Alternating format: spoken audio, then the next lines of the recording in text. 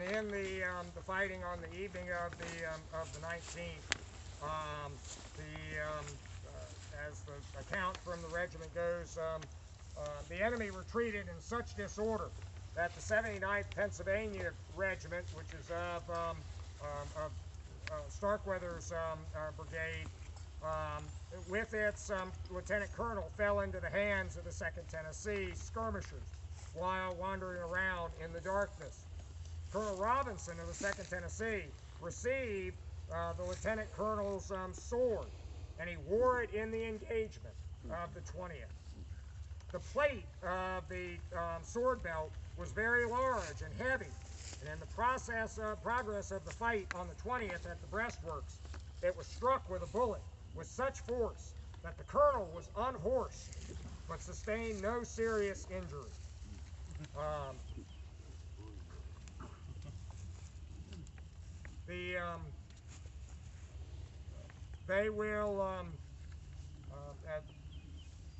The whole front moved forward simultaneously, and in a brief time was engaged throughout the entire extent.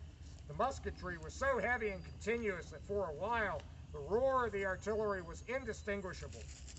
Cleburne's division struck the enemy's work nearly parallel, following closely on the heels of the skirmishers. The position was strong, being protected by lines of logs in front, rising in tiers on the hillside, the top of which was crowned with artillery.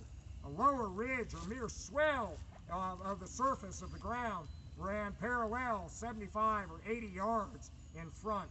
There was a smart growth of underbrush intervening, which was trimmed down smoothly by the bullets before the battle was over.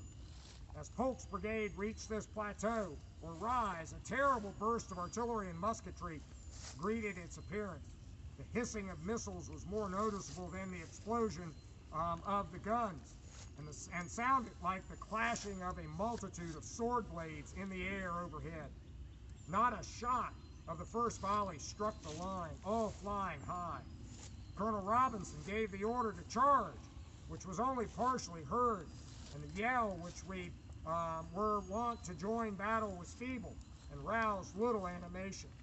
Unfortunately, parts of the line began to fire, which occasioned a halt, and soon the firing became general. No further attempt was made to go forward, as all commands were drowned in the noise of the conflict, and the men seemed constrained by circumstances to endure the pelting of the terrible tempest as best they could. The 2nd Tennessee occupied a conspicuous position on the plateau. On this account, got an undue share of the enemy's attention, but its fire was so closely delivered and so accurate that few heads were shown above the breastworks. In fact, very few of the enemy fired from the shoulder, the guns generally being held above their heads and fired at random. Otherwise, few of the attacking party would have escaped, as it remained under fire fully an hour. The intervening trees were scarred by bullets from bottom to top. The smoke, which shrouded our position somewhat, was another element of safety, while a few scattered pines and oaks gave some shelter. The rider was one of a party of 9 stretched out behind one pine. This tree was regarded as monster in size at this time, but on inspection after the battle, it proved to be quite ordinary in proportion. This was, without doubt, the most cheerless and momentous combat in which the regiment ever engaged. There was nothing to do but load and fire at a dim vista, whence proceeded quick flashes and a constant hissing of bullets. The voice of command was suppressed, and officers lay among the men awaiting the end of the agony, hardly hoping to escape with life. But little was said more than a passing comment on each fresh disaster which lay low some brave fellow or drove another bleeding from the field. There was no straggling. Soon after the action began, a section of Keyes' battery came up into the gap between the 2nd Tennessee and the 1st Arkansas on the left, and unlimbered amid a shower of bullets. Bravely they loaded and fired, but the underbrush and smoke made such a blank that their firing was extremely unsatisfactory, and they decided to withdraw from such an unpromising field. where bullets pelted their front and shell and canister played on their right flank at point-blank range. In the act of withdrawing, a shell severed the trail of one piece, and it was left to its fate.